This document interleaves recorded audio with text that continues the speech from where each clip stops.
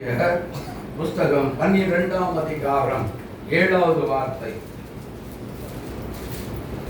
ஆவியினுடைய அனுக்கிரகம் அவனவனுடைய பிரயோஜனத்திற்கென்று அளிக்கப்பட்டிருக்கிறது. ஆவியினுடைய அனுக்கிரகம் அவனவனுடைய பிரயோஜனத்துக்கென்று அளிக்கப்பட்டிருக்கிறது. அல்லேலூயா. கர்த்தருடைய பிள்ளைகளே, ஆவியின் அனுக்கிரகம், ஆவியின் வரங்கள் அவனவனுடைய பிரயோஜனத்திற்கென்று என்ன கொடுக்கப்பட்டிருக்கிறது? ஒரு கேள்வி கேட்கலாம்னு நினைக்கிறேன்.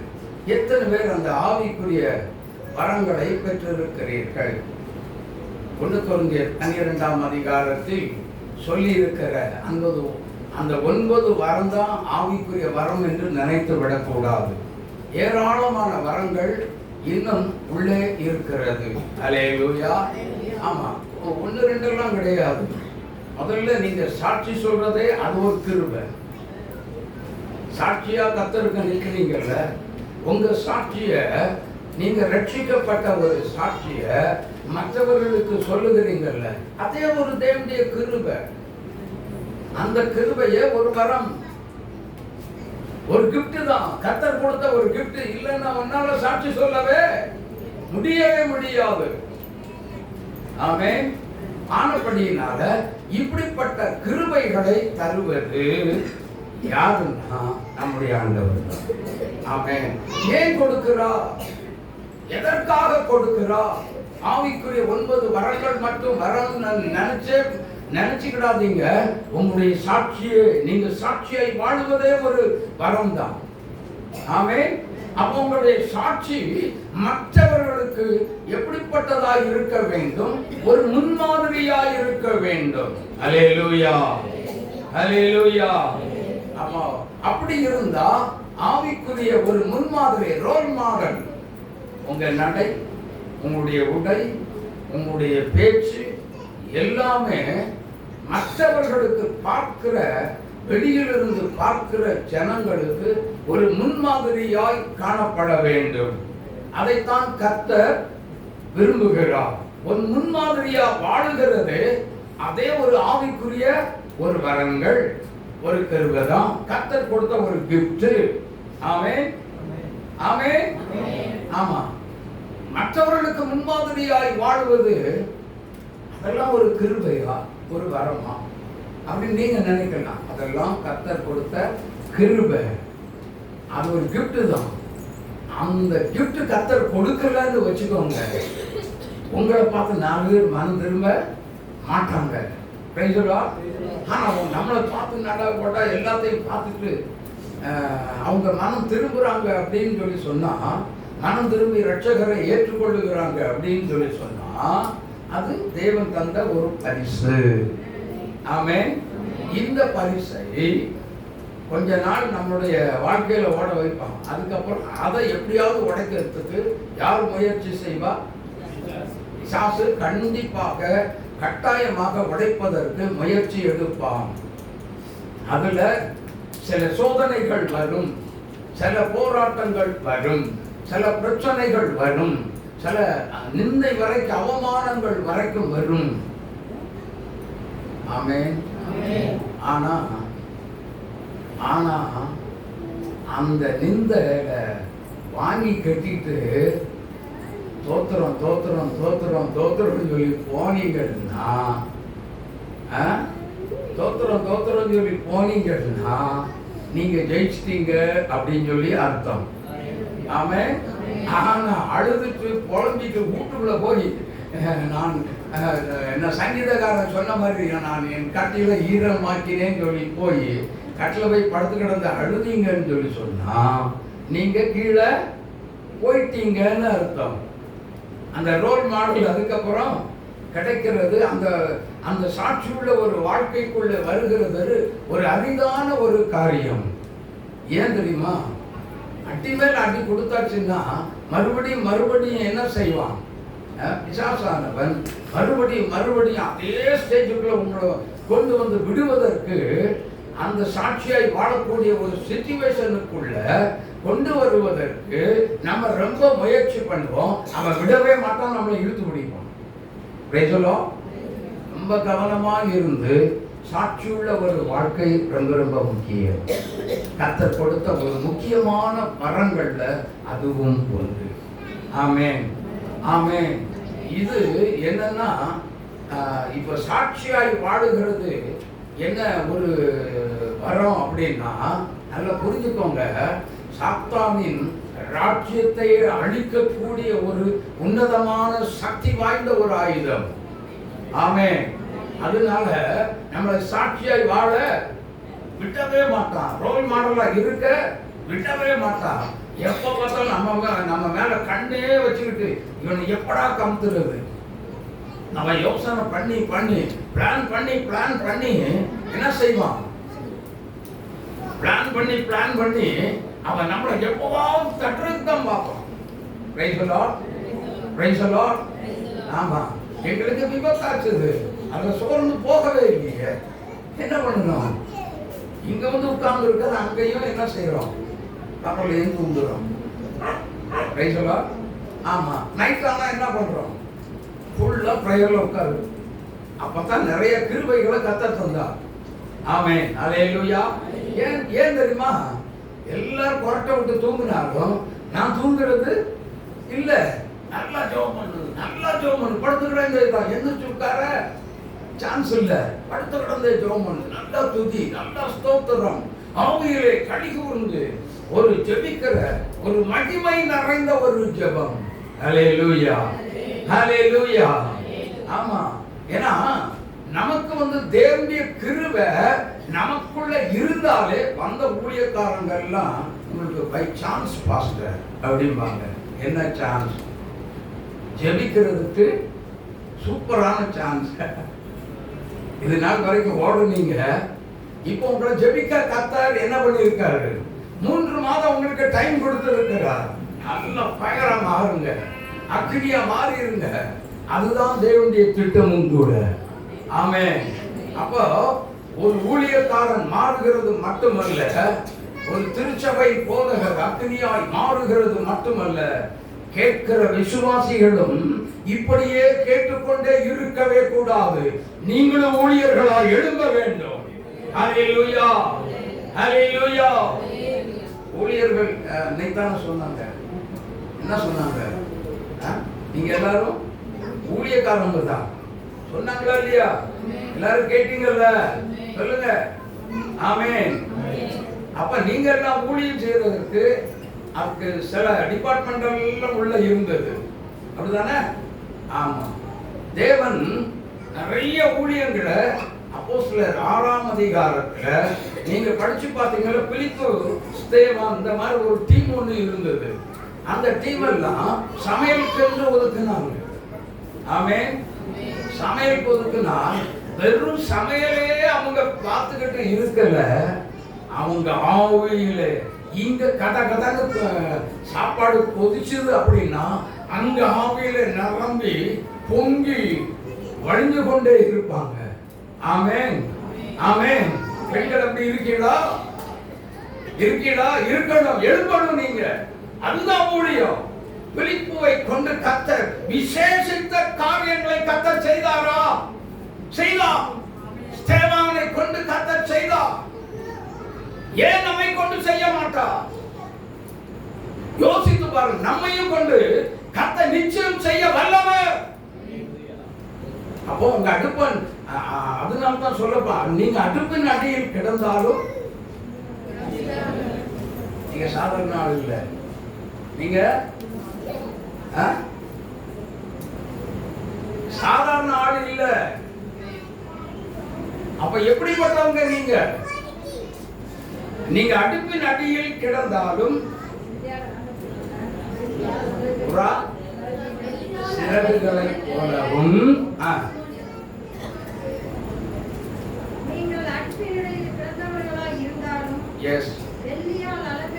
வெள்ளியினால் அலங்கரிக்கப்பட்ட புறா சிறகுகளை போலவும் பசும்பொன் நிறமாகிய அதன் இறகுகளின் சாயலாய் இருப்பீர்கள். எப்போ? அங்க கதக்கு துதிச்சாலும் இங்க துதிச்சு ஸ்தோத்திரம் பண்ணி கதன்னு சொல்லி குதிச்சு ஆவியில இங்க பாருங்க, ஆவியில நிரம்பி எழும்புகிறவங்களுக்கு தான் இந்த வசனம் பொருந்தும். அல்லேலூயா, அல்லேலூயா. தேவனுடைய பிள்ளைகளே, அடுப்பு கொதிக்குதுன்னு சொல்லி அதுக்கப்புறம் அடுப்புல கொதிச்சாலும் சொல்லி எங்க ஏல சீக்கிரம் ஓடு புளி ஓடு அப்படின்னு சொல்லி ஓட விட்டு துரத்திக்கிட்டு இருக்காதீங்க. பேசலா, அதையும் பார்க்கணும் இதையும் பார்க்கணும், டென்ஷன் ஆகக்கூடாது. டென்ஷன் ஆனீங்கன்னா கோபம் கதம்தா சொல்லி கொதிச்சு எழும்பிடும், சுனாமி வந்த மாதிரி. ஆனா அதுக்கு பதிலாக ஆவியிலே நிறைந்து என்ன செய்யணும்? எழும்பணும். அல்லேலூயா. அதுக்கு தான் கர்த்தர் நம்மளை எல்லாத்தையும் தெரிந்து கொண்டார். அல்லேலூயா, அல்லேலூயா. அதுக்கு தான் அப்பதான் லேவியராகமம் 20:26 நீங்க படிச்சு பாருங்க, அப்பதான் தெரியும். நீங்க படிக்கல சீக்கிரம். கர்த்தராகிய நான் பரிசுத்தராய் இருக்கிறபடினாலே நீங்களும் எனக்கேற்ற பரிசுத்தவான்களாய் இருப்பீர்களாக. நீங்கள் என்னுடையவர்களாய் இருப்பீர்கள். நீங்கள் நல்ல கவனிங்க, வாசிக்கிறவங்களாய் இருந்தாலும் சரி, இந்த வார்த்தையை கேட்கிறவங்களாய் இருந்தாலும் சரி, நீங்கள் என்னுடையவர்களாய் இருக்கும்படிக்கு மற்ற ஜனங்களை விட்டு என்ன செய்தேன்? பிரித்தெடுத்தேன். நீங்க பிரித்து எடுக்கப்படாவிட்டால் ஆவியின் அனுக்கிரகத்தை தேவனிடத்திலிருந்து பெற்றுக்கொள்ள ஒருவனாலும் முடியாது. ஆமென், ஆமென். அப்போ அவருடைய ஜனங்களாய் இருக்க வேண்டும். ஆமென். எத்தனை பேர் விசுவாசிக்கிறீங்க? இப்ப எத்தனை பேர் இயேசுவோடு இருக்கிறீங்க? இல்ல. எத்தனை பேர் இருக்கிறோம்? இயேசுவோடு எத்தனை பேர் இருக்கிறோம்? இயேசுவோடு எத்தனை பேர் இல்ல? பதில பாத்தீங்களா? நிறைய பேர இதுல ஆப்ஷன் ஆகுறாங்க. இயேசுவோடு இருக்கணும், இயேசுவோடு வாழணும், இயேசுவோடு சஞ்சரிக்கணும். ஏனோக்கு தேவனோடு என்ன செய்தார்? ஆமா, வசனம் தெரியும். நாம சஞ்சரிக்கிறது என்னைக்கு? நம்ம சஞ்சரிக்கிறது என்னைக்கு? ஏனோக்கு மாதிரி என்ன செய்யணும்? எழும்பணும், எழும்பணும். அல்லேலூயா, அல்லேலூயா. நான் தான் ஏனோக்குன்னு சொல்லி சொல்லக்கூடாது.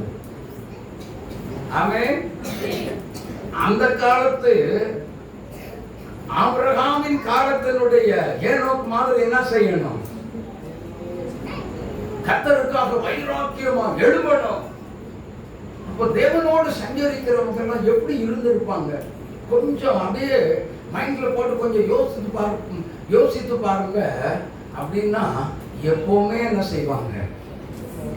கர்த்தரோடு உறவாடிக்கிட்டு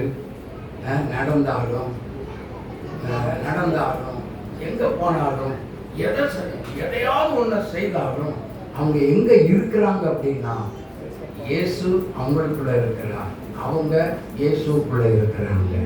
அல்லேலூயா, அல்லேலூயா. கர்த்தரோடு இருக்க வேண்டும்.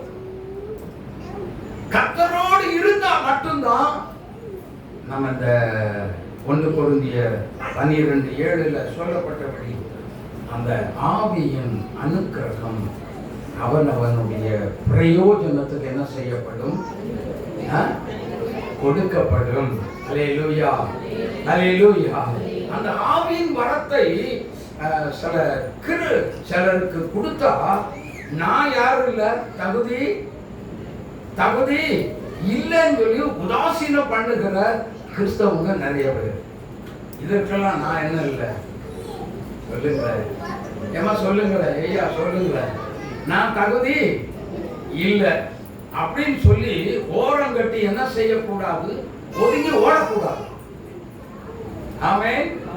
நீ அற்பமான மகனா இருந்தாலும் சரி, உலகம் உன்னை வெறுத்து ஒதுக்கி ஒன்னில்லாத பய அப்படின்னு சொன்னாலும் சரி, கர்த்தரோ உன்னை ஓரம் கட்டி ஒதுக்கி விடல. நீ தான் கர்த்தருக்கு முக்கியமான நபர். அல்லேலூயா. உலகம் வெறுக்கலாம், உலகம் உன்னை வெறுத்து தள்ளலாம். ஆனால் கர்த்தர் பயன்படுத்துகிற மனுஷன் யாருன்னா, உலகமும் பெற்றோரும் உற்றாரும் உறவினர்களும் வெறுத்து தள்ளக்கூடிய நபராகிய நீயே அந்த தேவ மனுஷன்.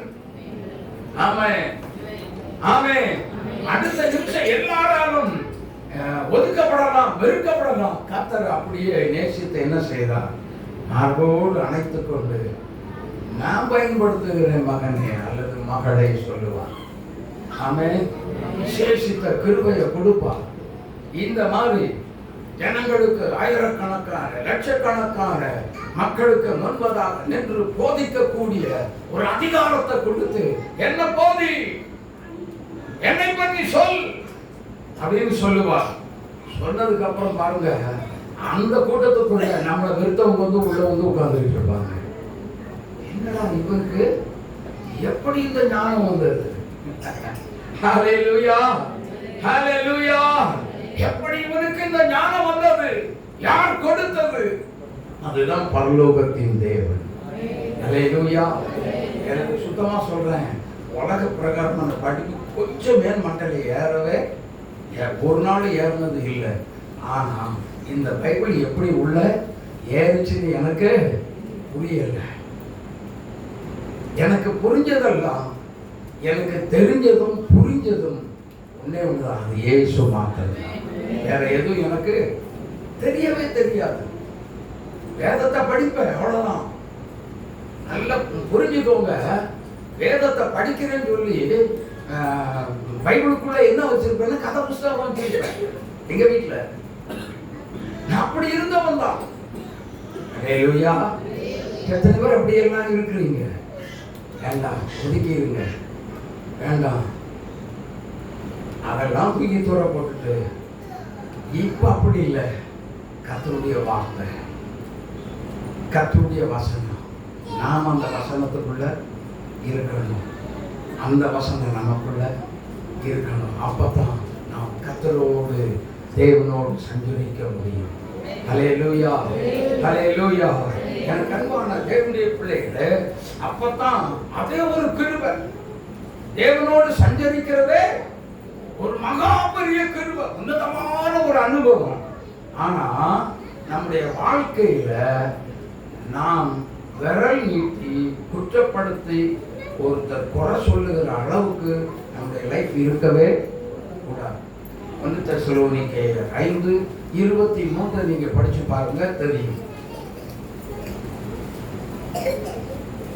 1 தெசலோனிக்கேயர் 5:23. சமாதானத்தின் தேவன் தாமே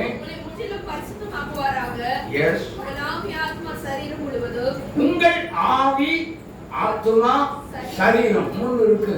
ஆவி ஆத்துமா சரீரம் மூன்றும் நம்முடைய கர்த்தராய் இருக்கிற இயேசு கிறிஸ்து வரும் பொழுது எப்படி இருக்கணுமா? எப்படி இருக்கணுமா? குற்றமே சொல்ல முடியாத அளவுக்கு நம்முடைய வாழ்க்கையை நாம் வேத வசனத்தின் அடிப்படையில் அமைத்துக் கொள்ள வேண்டும். கரந்தட்டி இயேசுவை மகிமைப்படுத்துங்கள்.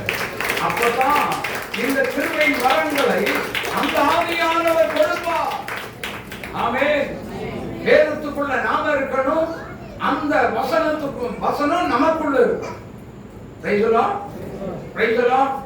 அப்போ எத்தனை பேர் இன்னைக்கு அபிதமாக தியாகம் செய்து இந்த வேதத்தை படிக்கிறோம்? இருக்கிறோமா இல்லையா இந்த அனுபவத்துக்குள்ள? சொல்லுங்க. இந்த அனுபவத்துக்குள்ள இருந்தா தான் நான் இயேசுவோடு வாழ்ந்து கொண்டிருக்கிறேன் அப்படிங்கிற ஒரு அர்த்தம். ஆமென், ஆமென். இருக்கிறோமா இல்லையா? ஒருவரையும் யாராவது ஒருத்தர் கை தூக்குங்க அப்படி நான் இருக்கோம் அப்படிங்க. ஆமென். எனக்கு அன்பான தேவனுடைய பிள்ளைகளே, அப்போ நம்முடைய சாட்சியாய் நிற்பதே தேவனுடைய கிருபை. இந்த கிருபையில நீங்க வளர்ந்து பெருகி சாட்சிய, உங்க சாட்சிய பரிபூரணப்படுத்தி மற்றவங்ககிட்ட சொல்லும் பொழுது அநேகர் கிறிஸ்துவுக்குள் மனம் திரும்பி என்ன செய்வாங்க? ரட்சிக்கப்படுவார்கள். ஆமென். அதனால்தான் அப்போஸ்தலர் 1ஆம் அதிகாரம் 8வது வசனத்துல வாசித்து பார்க்கும் பொழுது கடைசியில அவர் முடிக்கிற அந்த வசனத்தை முடிக்கிற விதங்களை பாருங்களேன்.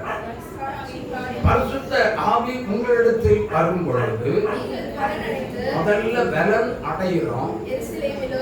இரண்டாவது என்னன்னா எருசலேமிலும் யூதேயா முழுவதிலும் சமாரியாவிலும் பூமியின் கடைசி பரியந்தம் எனக்கு எப்படி இருப்பீங்க? எப்படி இருப்பீங்க? எத்தனை பேர் சாட்சியா வாழ்ந்து காட்டுறோம்? எத்தனை பேர் வாழ்ந்து காட்டிக் கொண்டிருக்கிறோம்?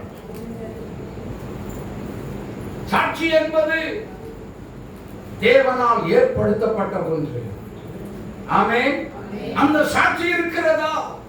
அந்த நல்ல வாழ்க்கையை நாம் வாழ்ந்து காட்டுகிறோமா? இல்லாவிட்டால் எனக்கு அந்த ஆவியின் வரங்கள் வேண்டும் அப்படின்னு கேட்டீங்கன்னா, அந்த கிருபை வேணும்னு சொல்லி கேட்டீங்கன்னா, ஆவிக்குரிய வல்லமை எனக்கு வேணும்னு சொல்லி கேட்டீங்கன்னா, தயவு செய்து சொல்லுகிறேன், முதலாவது சாட்சியாய் வாழ்ந்து காட்டுகிற அந்த சாட்சி உள்ள ஒரு வாழ்க்கைக்குள்ள ஒரு தேவ பிள்ளை கடந்து வர வேண்டும். ஒரு ரோல் மாடலாய் மற்றவர்களுக்கு நாம் காணப்பட வேண்டும். நம்முடைய வாழ்க்கை காணப்பட வேண்டும். அப்படி இல்லாவிட்டால் நாம் வாழுகிற இந்த கிறிஸ்தவ வாழ்க்கை என்பது வீணான ஒரு வாழ்க்கையாய் போய்விடும். ஆமென். ஆமென். அப்படின்னா அர்த்தம் என்னன்னா, நல்லா கவனிச்சுக்கோங்க. முன்னாடி கேமரா இருக்கு. அந்த கேமரா என்னைய பார்த்து இருக்குது. உங்களை பார்த்து யாராவது இருக்குதா? இல்ல. நீங்க வந்தீங்கன்னா, ஆனா இது உலகம் முழுவதும் ஓடிக்கிட்டு இருக்கு. பேசலா? உலகம் முழுவதும் இப்ப பேசுறதெல்லாம் உலகம் முழுவதும் ஓடிக்கிட்டே இருக்குது. எத்தனை பேர் லைவ்ல பார்க்கணும்னாலும் பார்த்துக்கிட்டே இருக்கலாம். அல்லேலூயா, அல்லேலூயா. ஆனா இதுல ஒரு காரியத்தை நம்ம தப்பா பேசினா அதை கேட்கிறவங்களும் தப்பான வழியில போயிடுவாங்களா? போயிடுவாங்கல்ல. அப்போ பேசுற வார்த்தை எப்படிப்பட்டதா இருக்கணும்? சரியான செவ்வனே பேசக்கூடிய ஒரு வார்த்தைகளா இருக்கணும். கர்த்தரை மகிமைப்படுத்துகிற ஒரு வார்த்தையா இருக்க வேண்டும். அல்லேலூயா. அப்போ வாங்க, நம்ம ஊர்களுக்கு போற வழியெல்லாம் பார்த்தீங்கன்னா, மதுரைக்கு 231 கிலோமீட்டர் அப்படின்னு ஒரு போர்டு இருக்குதுன்னு வச்சுக்கோங்க. அந்த போர்டு என்ன பண்ணும்? வழியை காமிச்சுட்டு நம்ம கூட வருமா? நம்ம கூட வருதா? இல்லை, அது அங்கே தான் இருக்கும். வந்தவனுக்கெல்லாம் வழியை காட்டிட்டு அது அங்கே தான் இருக்கும். அப்படிதானே? அந்த மாதிரி நான் சாட்சியா வாழ்றேன்னு சொல்லி வந்தவங்க எல்லாத்துக்கும் வழியை காட்டி கொடுத்துட்டு நீங்க அதிலே நிற்க கூடாது, வந்துகிட்டே இருக்கணும் பரலோகத்துக்கு. அல்லேலூயா, அல்லேலூயா.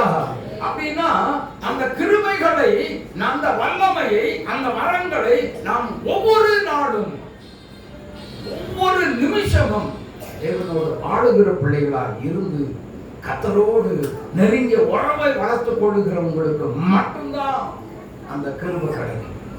ஆமென், ஆமென். இதுக்கெல்லாம் எங்களுக்கு என்ன இல்லை, டைம் கிடைக்கலன்னு சொல்லக்கூடாது. டைமை ஏற்படுத்துறது நம்ம தான். ஆமென். டைமை ஏற்படுத்தி கொள்ளுகிறது கர்த்தரோட பேசுறதற்கும், கர்த்தரோட வாழுகிறதற்கும். சமைக்கிறதுக்கு ஒரு நேரம், குடிக்கிறதுக்கு ஒரு நேரம், சாப்பிடுகிறதுக்கு ஒரு நேரம், பிள்ளைகளை புறப்பட வைக்கிறதுக்கு என்று ஒரு நேரம் கொடுத்திருக்கீங்கல்ல, வச்சிருக்கீங்கல்ல. ஏன் ஜெபிக்கிறதுக்குன்னு ஒரு நேரம் இல்லை? ஏன் வேதத்தை வாசிக்கிறதுக்குன்னு ஒரு நேரம் இல்லாம போச்சு? ஏன் சொல்லுங்க?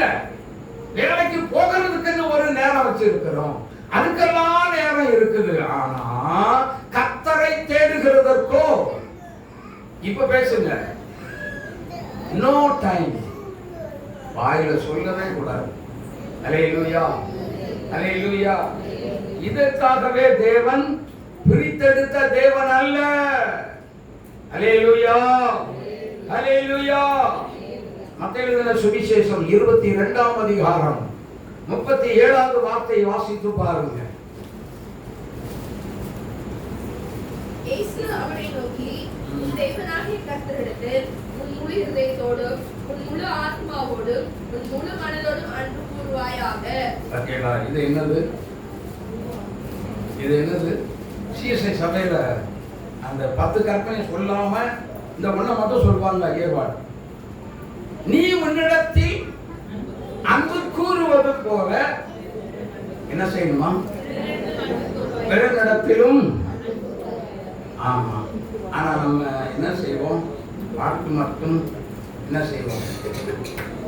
அன்பு கூறுவே இன்னும் அதிகமா ஆராதிப்பே இன்னும் ஆர்வமாய் அன்பு கூறுவே இன்னும் அதிகமாய் ஆராதிப்பே இன்னும் ஆர்வமாய் உம்மை முழு உள்ளத்தோடு ஆராதிப்பே முழு பலத்தோடு அன்பு கூறுவே ஆராதனை ஆராதனை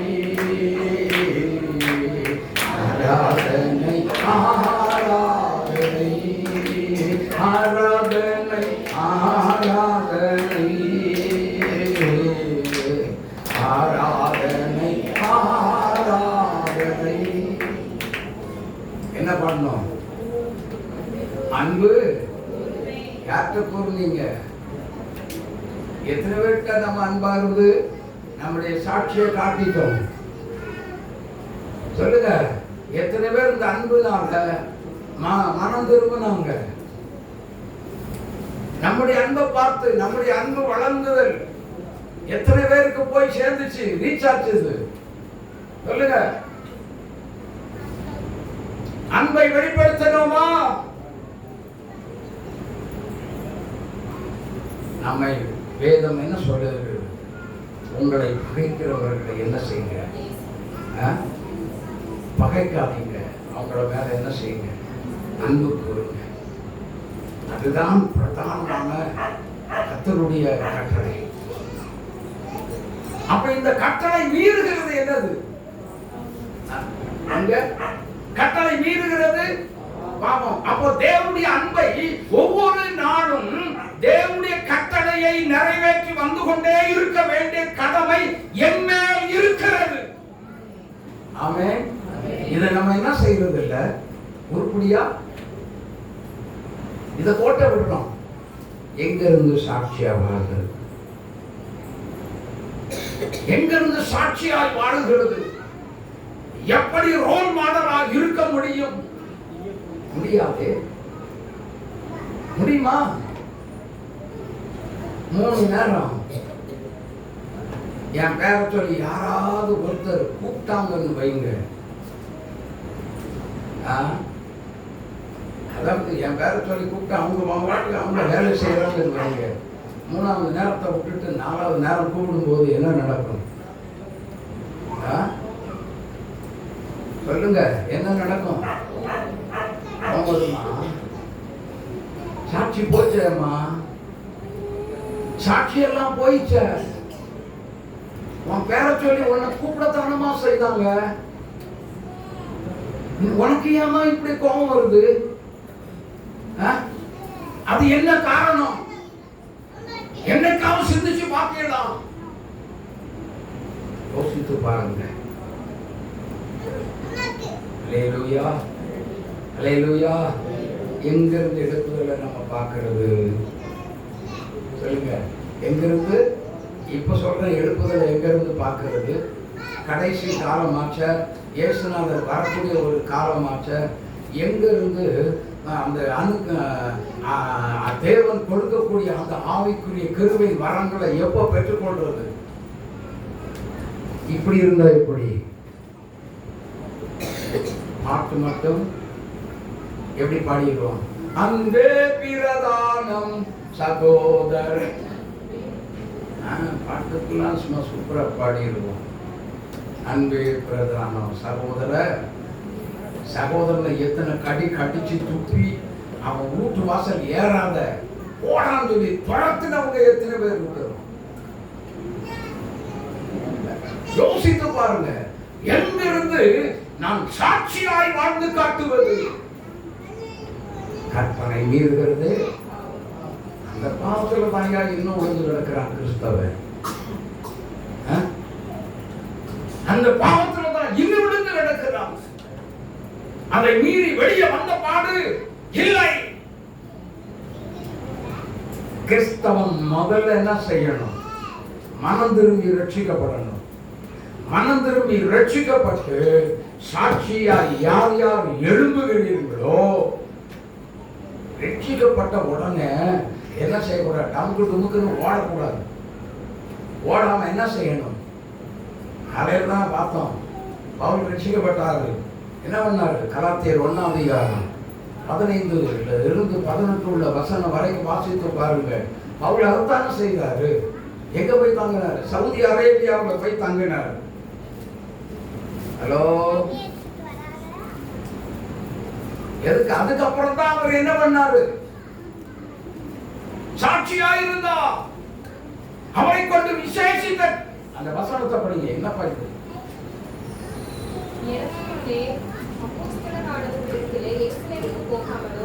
சத்தமா வாசியுமா? எனக்கு முன்னே எருசலேமுக்கு போகாமலும் அரபு தேசத்துக்கு புறப்பட்டு போய் 3 வருஷம் என்ன பண்ண? அங்கதான் நான் தங்கி இருந்தேன். எதுக்கு? ரட்சிக்கப்பட உடனே அவர் ஊழியத்துக்கு இறங்கவே இல்லை. நல்லா புரிஞ்சுக்கோங்க, தேவன் என்னை குறித்து என்ன திட்டம் வைத்திருக்கிறார். ஆமென். என்னை குறித்து ஆவியானவர் என்ன திட்டம் வைத்திருக்கிறார், என்ன சித்தம் வைத்திருக்கிறார். தேவனுடைய சமூகத்துல விழுந்து கிடந்த பவுல் எத்தனை வருஷம்? 1 இல்ல 2 இல்ல 3 வருஷம். யோசித்து பாருங்கள். இன்னைக்கு ரட்சிக்கப்பட்டு நான் நாளைக்கு என்ன செய்வேன்? கர்த்தரை நான் ஊழியத்துக்கு அழைத்தார் சொல்லி குதின்னு குதிச்சுட்டு ஓடக்கூடாது. அழைப்பு வந்ததா? அழைப்பு வந்த உடனே உனக்கு ட்ரைனிங் ஆவியானவர் கொடுப்பா. அது வரைக்கும் நீ என்ன செய்யணும்? பொறுமையா தான் இருக்கணும். சும்மா குதிச்சுட்டு நான் ரட்சிக்கப்பட்டேன், என் வாயில அல்லேலூயான்னு சொல்லி சொன்னேன், அந்நிய பாஷை வந்துருச்சு, உடனே நான் என்ன பண்ணேன்? பைபிளை தூக்குனேன், கர்த்தர் என்ன அழைச்சா என்ன பண்ண? ஊழியம் செய்து கொண்டிருக்கிறேன். ஒண்ணு மட்டும் தெரிஞ்சுக்கோங்க, வேகமா ஓடுற வண்டி எங்கன்னாலும் போய் முட்டி மோதி தான் நிற்கும். இன்னைக்கு அநேக ஊழியக்காரங்க விழுகிறதுக்கு காரணம் என்ன தெரியும்? இதுதான். தேவனுடைய சித்தம் தெரியாமல், தேவனுடைய திட்டத்தை தன்மேல் தேவன் என்ன திட்டம் வைத்திருக்கிறார், பரிசுத்த ஆவியானவர் என்ன திட்டம் வைத்திருக்கிறார் என்று தேவனுடைய பாதத்தில் விழுந்து கிடந்து ஜெபிக்காமல் எழும்புகிற ஊழியத்திற்கு என்று எழும்புகிற ஊழியர்கள் வீழ்ச்சி அடைகிற காரணம் என்னன்னா இதுதான். நன்றாக புரிந்து கொள்ளுங்க. திருமணமாகி கணவன் வீட்டுக்கு வர்றாங்க அப்படின்னு சொல்லி சொன்னா அந்த பெண் என்ன செய்யணும்? ஆண்டவரே, இதுவரைக்கும் எங்க ஊர்ல எங்க வீட்டுல நான் செல்லமா வளர்ந்துட்டேன். இந்த வீட்டுக்கு என் திருமணம் குடும்ப வாழ்க்கை வாழுவதற்கு ஆண்டவரே இந்த ஊருக்கு புதுசா என்ன கொண்டு வந்திருக்கீங்களே, என்னை இந்த ஊருக்கு கொண்டு வந்த நோக்கம் என்ன, தேவனுடைய திட்டம் என்ன அப்படின்னு சொல்லி தெரிஞ்சு ஜெபத்துல அந்த பொண்ணு காத்திருந்தால் கர்த்தர் அந்த வீட்டுக்குள்ள மட்டும் இல்ல, அந்த ஊருக்குள்ள அந்த மகளை கொண்டு தேவன் பெரிய காரியங்களை செய்வார். அல்லேலூயா. தேவனுடைய திட்டம், தேவனுடைய சித்தம் அறியாத பெண் குடும்பம் உடைகிறது. மாமியாருக்கும் மருமகளுக்கும் ஃபைட் வருகிறது, மனஸ்தாபங்கள் வருகிறது, ஓவென்று கதறி அழுகிறோம்.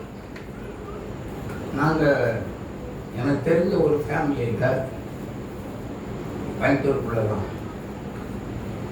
என்னாச்சுன்னா எல்லாரும் போயிருக்கிறோம். ஆனா அந்த பொண்ணு திடீர்னு அழுதுகிட்டு வரா. கஷ்டமா போச்சு. என்னம்மா இன்ன வரைக்கும் வாழ்க்கை இல்லை, இன்ன வரைக்கும் வாழ்வு இல்லை, வாழ்க்கையை தோற்று போன பெண். ஆண்டவரே, இந்த வீட்டுக்கு எதற்காக என்ன கொண்டு வந்தீங்க? நம்முடைய சித்தம் என்ன? தேவனுடைய பாதத்தில் தன்னுடைய வாழ்க்கையை அந்த குடும்பத்துக்காக தேவனுடைய சித்தம் தெரிந்து அர்ப்பணித்திருந்திருந்தால் பிள்ளைகளுடைய ஒவ்வொருடைய வாழ்க்கையும் கர்த்தர் கட்டி எழுப்பி இருந்திருப்பார். அந்த ஊரை விட்டு அந்த கணவனை விட்டு பிரிவு வந்திருக்குமா? பிரிஞ்சு போக வேண்டிய சூழ்நிலை வந்திருக்குமா? இல்ல. அப்ப உடனே என்ன பண்றாங்க? தேவனுடைய சமூகத்தில் என்ன செய்யல? தன்னுடைய குடும்பத்தை கட்டி எழுப்புவதற்கு அந்த பொண்ணு, புது பொண்ணு எங்க போகல, எங்க போகல? தேவனுடைய சமூகத்துக்கு போகல, கர்த்தருடைய பாதத்துல விழுந்து கிடக்கல. அதனால தான் இன்னைக்கு குடும்பத்துல புயல் மாதிரி பிரச்சனை. தேவனுடைய திட்டம் தெரியாது குடும்ப வாழ்க்கை நடத்த வந்த மகள். யோசித்து பாருங்க, கொஞ்சம் சிந்திச்சு பாருங்க. ஆவிக்கு வரம் எப்படி கிடைக்கும்? நீ புத்தி உள்ள ஸ்திரியா மாறினா கண்டிப்பா என்ன செய்யும்? கண்டிப்பா என்ன செய்யும்? கண்டிப்பா கிடைக்கும். அந்த கிருபையை கர்த்தர் கட்டாயம் தருவார். ஒரு மனிதன் தர முடியும். நீங்க வாழ்ந்து கர்த்தருக்காக சாட்சியா உங்க குடும்பத்துக்குள்ள, உலகத்துக்குள்ள சாட்சியாய் வாழ்ந்து காட்டுவீர்களே, ஆனால் சாட்சியாய் எழுப்பினார், கர்த்தரை பிரதிபலித்தார், உங்களுக்கு ஆவிக்குரிய வரங்கள் கிடைக்கும். இல்லாவிட்டால் இல்லை. சாட்சியா என்ன செய்யணும்? உங்க குடும்பத்தை சாட்சியாய் வாழ்ந்து உங்க குடும்பத்தை என்ன செய்யணும்? கட்டி எழுப்பணும். அல்லேலூயா. அதனால தான் நீதிமொழியில அழகான ஒரு வசனம் இருக்கு. புத்தி உள்ள ஸ்திரீ தன் வீட்டை கட்ட முடியும்.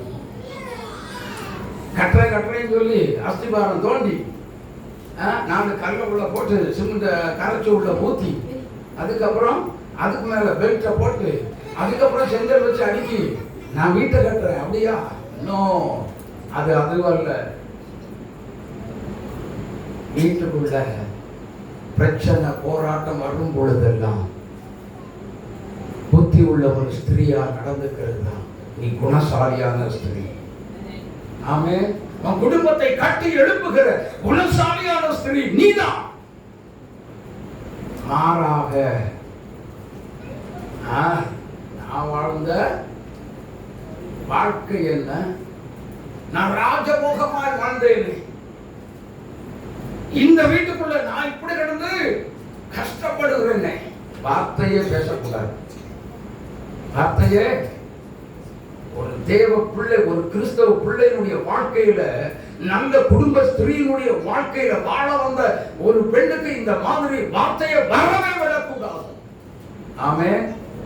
அப்படி வருது அப்படின்னு சொல்லி சொன்னா என்ன நடக்குது அப்படின்னா, உள்ள பிசாசு விளையாடிட்டு இருக்கிறான், அதுக்கு இடத்தை கொடுத்துக்கிட்டு இருக்கீங்க அப்படின்னு.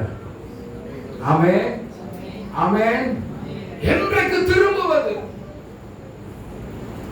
என்றைக்கு நம்முடைய குடும்பத்தை கட்டி எழுப்புவது? என்னைக்கு தேவனுடைய ராஜ்யத்தை கட்டி எழுப்புவது? சாட்சி உள்ள ஒரு வாழ்க்கை வாழ்ந்தால் மட்டுமே. சாட்சி உள்ள வாழ்க்கை வாழ்வதற்கு தேவனுடைய பாதமே நமக்கு தஞ்சம். ஆமென். கர்த்தருடைய சமூகம் தான். விழுந்து கிடக்கணும், முழங்கால் மொட்டப்படும். அப்படி முடங்கப்பட்டால் அன்புள்ள ஒரு வாழ்க்கை நாம் வாழ்வோம். மாமியாரையும் என்ன செய்வோம்? கிறிஸ்துவுக்குள் வழி நடத்துவோம். என்னதான் சொன்னார்? ஒரு சொனையே, நம்ம ஊர் பாசையில சொல்றாங்க, சொனையே இல்லாத ஒரு பிள்ளையா இப்படி போயிட்டு இருக்கிறாப்பா, தெனாவட்டா நடக்கிறாள் சொல்லிட்டு தான் இருப்பாங்க. ஆனா போக போக போக போக உங்களை பற்றி அன்னைக்கு கர்த்தர் வெளிப்படுத்துவார், அன்னைக்கு புரிந்து கொள்வார். இவதான் என்னுடைய மருமகள், அல்லேலூயா, என்னுடைய குடும்பத்துக்கு ஏற்றவாறு கர்த்தர் கொண்டு வந்திருக்கிறார் அப்படின்னு சொல்லி உங்களை புகழுவாங்கம்மா. அப்படி புகழக்கூடிய ஒரு மருமகளாய் மாறணும். எதிர்த்து ஃபைட் பண்ணுகிற ஒரு மருமகளாய் இருக்கவே கூடாது. அல்லேலூயா, அல்லேலூயா. அப்படி ஃபைட் பண்ணீங்கன்னா உங்களுக்கு அந்த கிருபையின் பலம் கிடைக்காது. ஆவியின் அனுக்கிரகம் அவனவனுடைய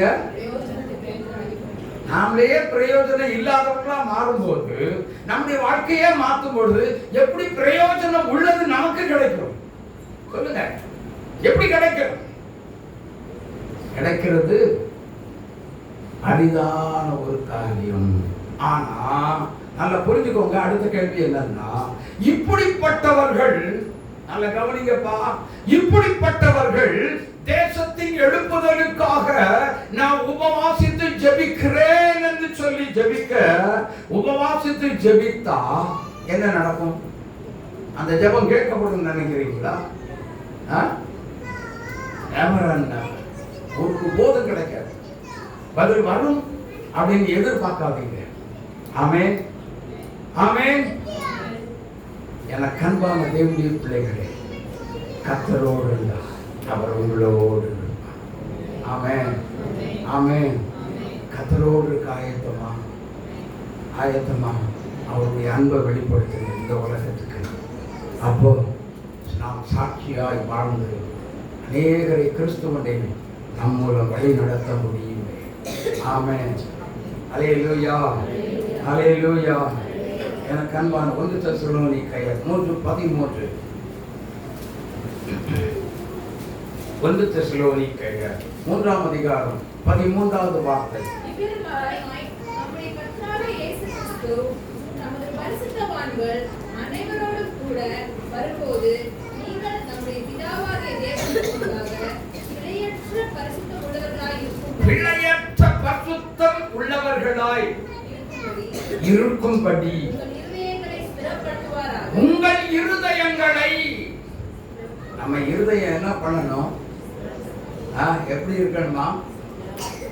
திடமா இருக்கணும். திடமானா என்ன? திடம்னா என்ன? உறுதியானதா, ஸ்ட்ராங்கானதா இருக்கணும். எங்க ஸ்ட்ராங்கானதா இருக்கணும்? கர்த்தருக்காக வைராக்கியம் கொண்டு எழும்புகிற ஒரு இருதயமா இருந்தா மட்டும்தான் உங்க மூலம் அநேகர் கிறிஸ்துவனை வழி நடத்தப்படுவார். ஆமென். அப்படி இருந்தால் கர்த்தருக்காக சாட்சியாக நாம் வாழ்ந்து காட்ட முடியும். முடியுமா? முடியுமா, முடியாதா? எத்தனை பேர் விசுவாசிக்கிறீங்க? கரங்களை வைத்து அல்லேலூயா சொல்லுங்க. அல்லேலூயா, அல்லேலூயா. அப்படின்னா நம்முடைய வாழ்க்கை எப்படிப்பட்டதா இருக்கணும்?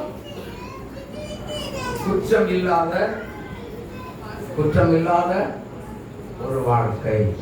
ஆவி, ஆத்துமா, எல்லாம் சொல்லுங்க. ஆவி, ஆத்துமா, சரீரம் 3 குற்றப்படுத்த கூடாதபடி இந்த உலகத்தில் சாட்சியை காத்துக்கொள்ள வேண்டும். ஆமென். அடுத்த வாழ்வு என்ன? அன்பு. கற்பனையில் பிறப்பது அன்பு. அவ்வளவுதான். அதுதான் பிரதானமான கற்பனை. இந்த கற்பனைய நம்ம மீறாதபடி, கற்பனை எத்தனை கற்பனை இருக்கு? 10 கற்பனை, அப்படிதானா? சரி, நான் ஒரு கற்பனையை மட்டும் கேட்கிறேன். 4வது கற்பனை, 4வதா, ஒரு தகப்பனையும் தாயையும் கனம் பண்ணுவாங்க. சரி, எத்தனை பேர் கனம் பண்றீங்க? கனவீனப்படுத்துறீங்க? சொல்லுங்க. இதெல்லாம் நம்ம செவ்வனே நடந்தால், கரெக்டா நடந்தால் நம்முடைய வாழ்க்கையில குற்றமே படுத்த முடியாது. சாட்சி உள்ள ஒரு வாழ்க்கை வாழ முடியும். அல்லேலூயா. அப்போ அந்த பிழையற்றதான ஒரு பரிசுத்தம் ஒரு மனிதனுடைய வாழ்க்கையில தேவனுடைய பார்வையில் அது பிழையற்றதான ஒரு பரிசுத்தம் வாழ்ந்து காட்டினா கர்த்தர் நமக்கு இன்னொரு கிஃப்ட கொண்டு கொடுக்கிறாருங்க. என்ன கிஃப்ட் தெரியுமா? 2 கொரிந்தியர் 7ஆம் அதிகாரம் 1வது ஒரு வசனத்தை வாசிங்க. இப்படிப்பட்ட வாக்குத்தத்தங்களை நமக்கு உண்டாயிருக்கிறபடியினால் மாம்சத்திலும் ஆவியிலும் உண்டான 2 தரத்துல இருக்கிறாரு பாருங்க. எல்லா அசூசியும் நீங்க நம்மை சுத்திகரித்துக் கொண்டு பரிசுத்தமாக்குதலை தேவ பயத்தோடு என்ன செய்யணும்? பூரணப்படுத்தி விடுகிறோம். கரந்தட்டி இயேசுவை மகிமைப்படுத்துகிறோம். ஹல்லேலூயா, ஹல்லேலூயா. அப்போ பரிபூரணமான ஒரு பரிசுத்தமுள்ள ஒரு ஜீவியத்துக்குள்ள நாம் கடந்து வருகிறோம். ஹல்லேலூயா. அப்போ அதுக்கு என்ன செய்யணும்? குற்றமற்றதா இருக்கவே கூடாது. சாட்சி உள்ள ஒரு வாழ்க்கை, உயிருள்ள சாட்சியாய் வாழ்ந்து காட்டுகிற ஒரு வாழ்க்கை. நம்முடைய நடை, உடை, பேச்சு, பார்வை எல்லாமே ஜீசஸை செலிப்ரேஷன் பண்ற மாதிரி நம்முடைய நட, உட, பார்வை, பேச்சு எல்லாமே காணப்படணும். சரியா? அப்படி இருந்தால் நிச்சயமாகவே இந்த உலகத்துக்கு நம்ம சாட்சியாக கர்த்தர் ஏற்படுத்தி விடுவோம். ஆமென். குற்றமில்லாத ஒரு வாழ்க்கை, குற்றமில்லாத ஒரு வாழ்க்கை. ஒரு வேசிய பிடிச்சிட்டு வந்தாங்க, கல்லால் அடிக்கணும்னு சொல்லி என்ன பண்ணாங்க? ஆளுக்கு ஒரு கல் எடுத்து நின்னாங்க. அவர் குனிஞ்சாரு, என்ன எழுத ஆரம்பிச்சிட்டார். பைத்தியமாட்டு எழுதிட்டு இருக்கிறார். அவங்க நினைச்சிட்டு இருந்திருப்பாங்க. உடனே எழுந்திருச்சாரு. முதலாவது, உங்களில் குற்றம் இல்லாத இவ்வளவு பேர் கல்லறிய கடவுள். எல்லாம் ஒத்த பயிர் எல்லாத்தையும் போட்டு ஓடியே போயிட்டாங்க. ஏன் ஏன் கல்லறிய வந்தவன் யாரு? நியாயப்பிரமாணத்தை கை கொள்ளுகிறவன். நியாயப்பிரமாணத்தில் மோசேயின் புஸ்தகத்தில் இப்படி எழுதி இருக்கிறதே என்று ஆண்டவர்கிட்ட வந்து பேசினவன்.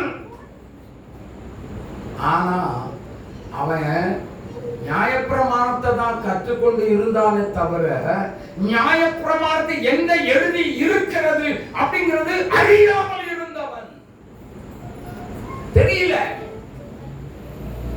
அதே மாதிரி கற்பனைக்குள்ள என்ன இருக்குது அப்படிங்கிற இன்னும் வரைக்கும் கிறிஸ்தவங்க தெரியாத கிறிஸ்தவங்க இருக்காங்க. தெரியுமா? யோசித்து பாருங்கள். நம்ம வாழ்க்கை இப்படி வாழ்ந்தா எழுப்புதல் சொல்லுங்க, எல்லாம் சொல்லுங்க. எழுப்புதல் தேசத்துல வரவே வராது. நம்ம மாறணும். கிறிஸ்தவ மாறணும். தேவ பிள்ளை மாறணும். எதுல மாறணும்? சாட்சியாய் வாழுகிற ஒரு வாழ்க்கைக்குள்ள கட்டாயம் வரணும். ஆமென். அந்த ஒரு வாழ்க்கை இல்லை அப்படின்னா நான் கிறிஸ்தவனை வாழ்ந்த என்ன பிரயோஜனம்? இந்த இடத்துல சவால் விட்டு கத்துன்னு கத்தி இத்தனை பேச்சு பேசி என்ன யூஸ்? யாருக்குமே பயன்படாத ஒரு வார்த்தையாய் மாறி போயிட்டு. ஆமென். ஆகவே எனக்கு அன்பான திருச்சபையின் பிள்ளைகளே, கர்த்தர் இப்படிப்பட்ட 4 விதமான காரியம்: குற்றமற்ற ஒரு வாழ்க்கை, அன்புள்ள வாழ்க்கை, பிழையற்ற ஒரு பரிசுத்தம் உள்ள ஒரு வாழ்க்கை, பரிசுத்தத்தில் பூரணமான ஒரு வாழ்க்கை. ஆமென். இத்தனை வாழ்க்கை வாழ்ந்து காட்டுகிறவங்களுக்கு மட்டும்தான் கர்த்தர் என்ன செய்கிறார்? கிருபை வரங்களை கொடுக்கிறார். அல்லேலூயா. எத்தனை பேருக்கு இந்த வரங்கள் வேணும்? எத்தனை பேருக்கு இந்த வரம் வேணும்? சொல்லுங்க. இன்னைக்கு நம்ம ஜெபிக்க போகிறோம். கேட்டு வாங்கி பெற்றுக்கொள்ள போகிறீங்க. அல்லேலூயா. எல்லாரும் எழுந்திருக்கலாம். ஆண்டவரே, எனக்கு இந்த கிருபை வரம் வேண்டும், இந்த கிருபை எனக்கு வேண்டும் அப்படின்னு சீக்கிரமா எழுந்திருங்க. அல்லேலூயா. இந்த கிருபை வரம் எனக்கு வேண்டும். குற்றமில்லாத ஒரு வாழ்க்கை, பரிசுத்தம் நிறைந்த ஒரு உன்னதமான ஒரு வாழ்க்கை, ஓ அன்பு நிறைந்த ஒரு வாழ்க்கை, தேவனுடைய வல்லமை நிறைந்த ஒரு வாழ்க்கை எனக்கு வேணும், எனக்கு வேணும், எனக்கு வேணும். கேளுங்க கேளுங்க கேளுங்க கேளுங்க. ஹல்லேலூயா ஹல்லேலூயா ஹல்லேலூயா. Thank you Lord, thank you Lord. Oh hallelujah, oh hallelujah. காலையிலிருந்து இந்த நிமிஷம் வரைக்கும் தேவ சமூகத்தில் எல்லாரும் காத்திருந்தோம். தேவ பிள்ளையே கர்த்தர் கண்ணோக்கி பார்த்து கொண்டு தான் இருக்கிறார். சும்மா ஒண்ணும் நம்மை விட்டு தூரம் போகவே இல்லை, நம்மை விட்டு தூரம் போகவே இல்லை. நம்மை விட்டு ஒரு நாள் தூரம் போகிற கர்த்தர் நம்முடைய ஆண்டவர் அல்ல. ஹல்லேலூயா. நம்மை கண்ணோக்கி பார்த்து கொண்டே இருக்கிற கர்த்தர். ஹல்லேலூயா. எல்லா வாயை திறந்து ஆண்டவரை கூப்பிடுங்க, எல்லா வாயை திறந்து நம்முடைய தேவனாகிய கர்த்தரை கூப்பிடுங்க. இயேசுவே இயேசுவே எங்களுக்கு இறங்கும் ஐயா. குற்றமற்ற வாழ்க்கை எனக்கு வேண்டும், குற்றம் சாட்டுகிற வாழ்க்கை எனக்கு வேண்டும், சகோதர அன்பில் நிலைத்திருக்கிற வாழ்க்கை எனக்கு வேண்டும்.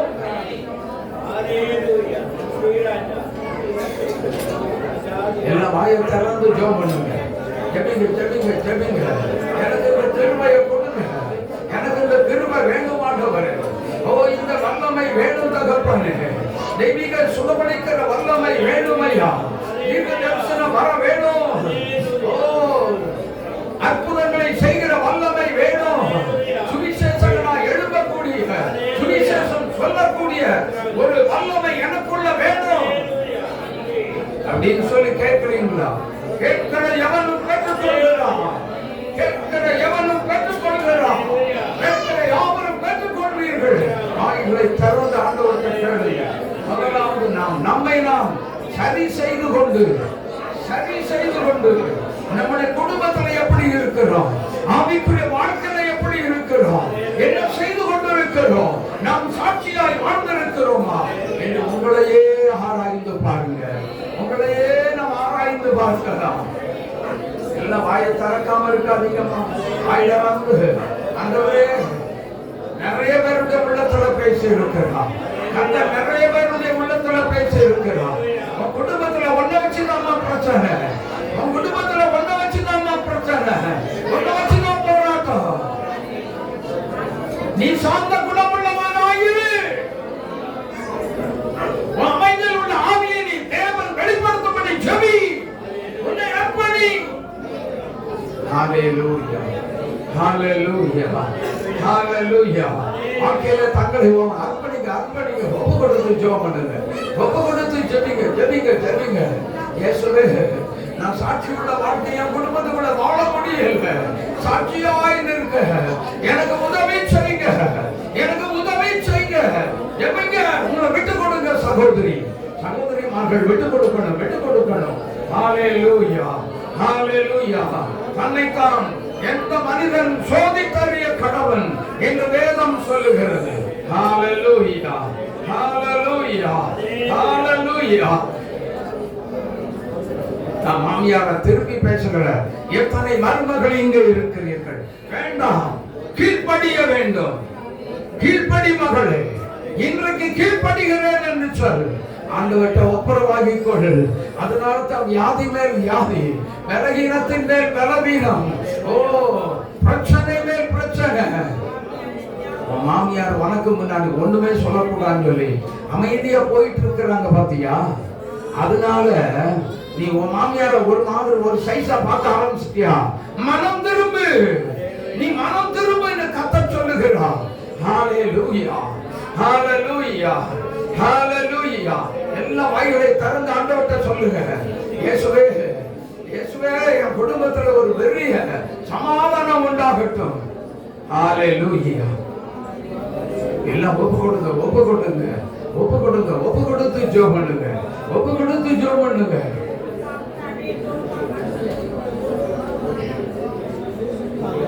நான் ஜீவ பயணம் போகிறேன், உடன் வருமா இயேசு. நான் ஜீவ பயணம் போகிறேன், என்னுடன் வருமா இயேசு. இயேசு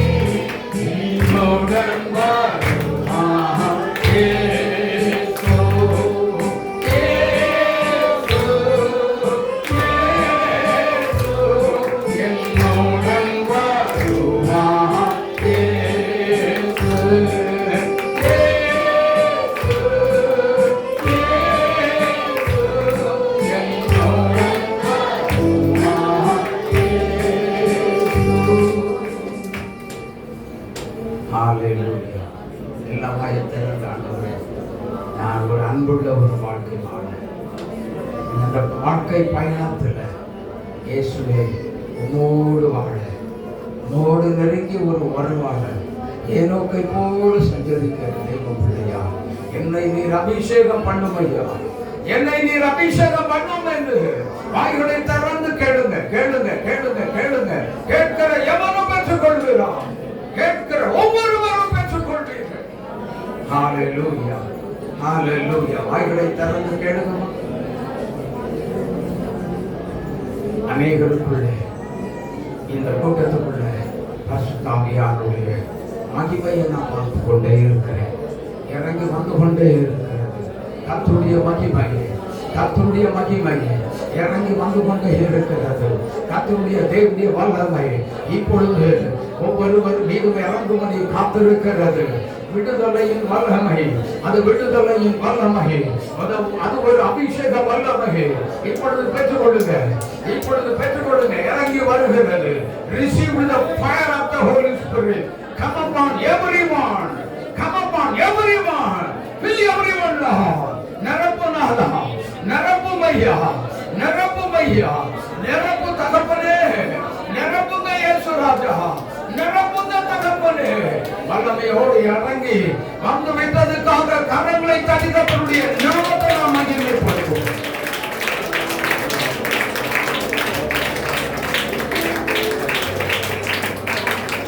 ஒரு காரியத்தை சொல்லுகிறேன். இவ்வளவு நேரம் தேசத்துக்காக ஜெபித்தோம், மற்றவர்களுக்காக நாம் ஜெபித்தோம். எல்லா திருச்சபைகளுக்காக, பாஸ்டர்மார்களுக்காக, பிஷப்மார்களுக்காக ஜெபம் பண்ணீங்க, எல்லா விசுவாசிகளுக்காக ஜெபம் பண்ணீங்க. இப்போ நம்ம நமக்காக ஜெபிக்க போறோம். என்ன தெரியுமா? வியாதியோடு வந்திருக்கிறேன் அப்படின்னு சொல்றவங்க மட்டும் கரங்களை உயர்த்துங்க, நல்ல உங்களுடைய கரங்களை உயர்த்துங்க. வியாதியோடு வந்திருக்கேன். 1 2 3 4 5 6 7 8 9. எந்த இடத்துல வியாதியோ அந்த இடத்துல உங்களுடைய கரங்களை வைத்துக் கொள்ளுங்க. வைங்க, வைங்க. ஏசப்பா, ஆண்டவரே, இந்த நேரத்துல காலையில 9 மணியில இருந்து இந்த நிமிஷம் வரைக்கும் ஆண்டவரே காத்து கொண்டிருந்தாங்களே அப்பா, அதை நீங்களும் அறிவீங்க. அவங்களுடைய பலகீனம் இந்த நிமிஷத்தில் இயேசுவின் நாமத்தில் மறைவதாக, அவங்களுடைய பலகீனம் மறைவதாக. எந்த இடத்துல கை வைத்திருக்கிறார்களோ அந்த பலகீனம் இப்பொழுது மறைவதாக. இயேசுவின் நாமத்தில் விடுதலை உண்டாவதாக. கர்த்தர் மனது உருகி அவர்களை தொடுவீராக. பலகீனப்பட்ட பிள்ளைகளை நீ தொடுவீராக. அது வியாதி நீங்குவதாக, விடுதலை வருவதாக. சுகமளிக்கிற வல்லமை இறங்கி கொண்டிருக்கிறது. சுகமளிக்கிற வல்லமை இயேசுவின் நாமத்தில் இப்பொழுது இறங்கி கொண்டிருக்கிறது. விடுதலையை பெற்றுக்கொள்ளுங்க, பெற்றுக்கொள்ளுங்க, பெற்றுக்கொள்ளுங்க, பெற்றுக்கொள்ளுங்க, பெற்றுக்கொள்ளுங்க. விடுதலை வருகிறது. இயேசு உங்களை தொடுகிறார், கர்த்தர் உங்களை தொடுகிறார். கர்த்தருடைய சுகமளிக்கிற கரம் இறங்கி கொண்டிருக்கிறது. Thank you Jesus. Thank you Lord. மூளை சம்பந்தப்பட்ட நோய்கள் மறைகிறது.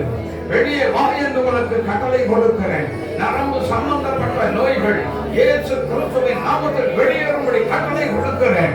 பலவிதமான நோய்கள் இயேசுவின் நாமத்தில் வெளியேறும்படி கட்டளை கொடுக்கிறேன். என் ஆண்டவரே, நரம்பு சம்பந்தப்பட்ட நோய்கள், ரத்தம் சம்பந்தப்பட்ட நோய்கள், இருதயம் சம்பந்தப்பட்ட நோய்கள் இயேசு கிறிஸ்துவின் நாமத்தில் இப்பொழுது மறைவதாக, இப்பொழுது மறைவதாக. இப்பொழுது இயேசுவின் நாமத்தில் சுகம் உண்டாவதாக, சுகம் உண்டாவதாக.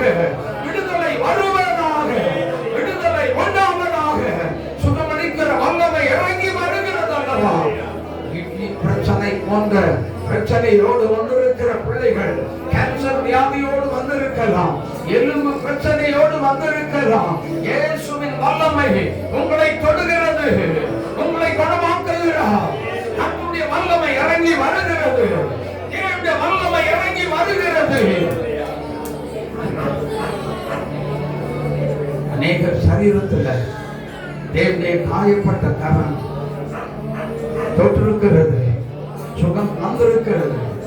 வலது கையில் தூக்க முடியாதபடி பலகீனத்தோடு இருக்கிற அன்பு தாயே, தேவனுடைய கரம் உன்னை தொடுகிறது. பார்க்கிறேன், தேவனுடைய கரம் உன்னை தொடுகிறது. இயேசுவின் கரம் உன்னை தொடுகிறது. அதே போலதான் உன்னுடைய கால்களையும் தேவனுடைய வல்லமை இறங்கி வந்து கொண்டிருக்கிறது. Thank you Jesus. உன்னுடைய கரங்களை தூக்க முடியாத கரத்தை உன்னுடைய கரங்களை தூக்கி பாருங்க. இயேசுவின் வல்லமை பலமாய் இறங்கி வந்து கொண்டிருக்கிறது. பலமாய் இறங்கி வந்து கொண்டிருக்கிறது. கர்த்தர் உங்களை குணமாக்கி கொண்டிருக்கிறார். கரங்கட்டி ஆத்மனே கண்களில் பிரச்சனை, கண்களில் பிரச்சனை. இயேசுவின் நாமத்தில் தெளிவான பார்வை இப்பொழுது வரட்டும் ஐயா. இயேசுவின் நாமத்தில் இப்பொழுது வரட்டும். இருதய நோய்கள் விலகட்டும். இயேசு கிறிஸ்துவின் நாமத்தில் இருதய நோய்கள் விலகட்டும். ஆர்த்ரைட்டிஸ் நோய், சைனஸ் என்னும் விலகின மறையட்டும் இயேசுவின் நாமத்தில். ஆண்டவரே, காலையிலிருந்து இந்த நிமிஷம் வரைக்கும் இந்த பாதத்தில் உட்கார்ந்திருந்த ஒவ்வொருவரையும் தொட்டு சுகம் கொடுத்துட்டீங்க உமக்கு நன்றி. விடுதலை கொடுத்துட்டீங்க உமக்கு நன்றி. இயேசுவின் நாமத்தில் விடுதலை வந்துவிட்டதற்காக ஸ்தோத்திரம். மகிமைப்படுவீராக. இயேசு ரட்சகர் நாமத்தில் ஜெபித்து பிள்ளைகளை ஆசீர்வதிக்கிறோம் ஐயா. பிள்ளைகளை ஆசீர்வதிக்கிறோம். தேவ கிருபையும் சமாதானமும் பிள்ளைகளோடு இன்றும் என்றும் எப்பொழுதும் தங்கி இருக்கும்படியாக ஜெபிக்கிறோம். மகிமைப்படுவீராக. இயேசுவின் நாமத்தில் பிதாவே. என் ஆத்துமாவே கர்த்தரை ஸ்தோத்திரி. என் உள்ளமே பரிசுத்த நாமத்தை ஸ்தோத்திரி.